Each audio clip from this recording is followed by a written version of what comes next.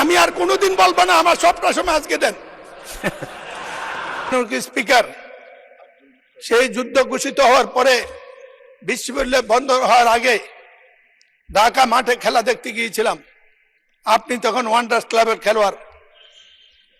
আপনার ফুটবল খেলা দেখে প্রথমবারের মতো আমি সেদিনই আপনার প্রেমে পড়ে গিয়েছিলাম।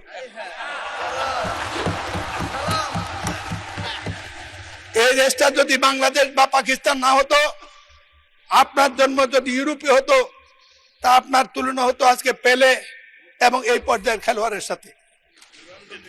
আপনাকে নিয়ে প্রথম রাজনৈতিক নেতাদের কাছে যাওয়ার পরে আমাকে সেদিন অভিনন্দন জানিয়েছিল, এই রত্ন তুমি কোথায় পেলে? আজ আমি প্রশ্ন করতে চাই জনাব তারেক রহমানকে, এই রত্ন তিনি কোথায় খেতে পেলেন? আপনাকে অভিনন্দন। আপনার নেতৃত্বে এই সংসদ দুর্ভাগায় জাতির সকল সমস্যার সমাধানে বিরাট ভূমিকা রাখবে। আরো বলতে পারতাম, কিন্তু আমি জানি এক সময় আপনি কঠোর মানুষ, আমার মাইকটা বন্ধ করে দেবেন, সময় আর নষ্ট করতে চাই না।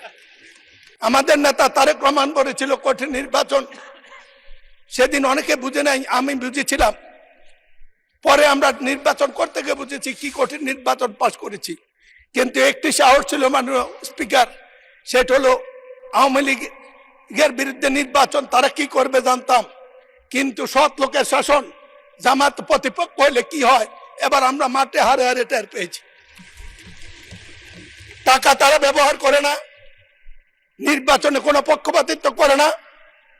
ইনশাল্লাহ জাতির ভবিষ্যৎ উজ্জ্বল। আপনি বললে আমি বসে যাব।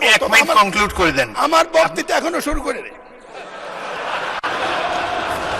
আমার বক্তৃতা এতক্ষণ শুরু করিনি। আমি আর কোনোদিন বলবো না আমার সবটা সময় আজকে দেন। এখন নামাজের সময় হয়ে গেছে, আজান পড়েছে। আমি আমার সংসদ নেতার দৃষ্টি চাচ্ছি, আমি জানতাম না আজান আজকে বক্তৃতা দেওয়ার জন্য আমি প্রস্তুত ছিলাম না।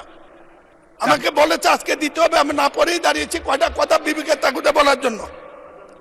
না, ভালো বলেছেন, বাট আর 30 সেকেন্ডে শেষ করেন, নামাজের টাইম চলে যাচ্ছে, আজান পড়েছেন। এই কঠিন সময় ওকে দিলেন মাননীয় স্পিকার। আপনি ইতিমধ্যে ভালো বলেছেন, সুতরাং না, আমার কথা শুরুই তো করি না, আপনি বলে ভালো।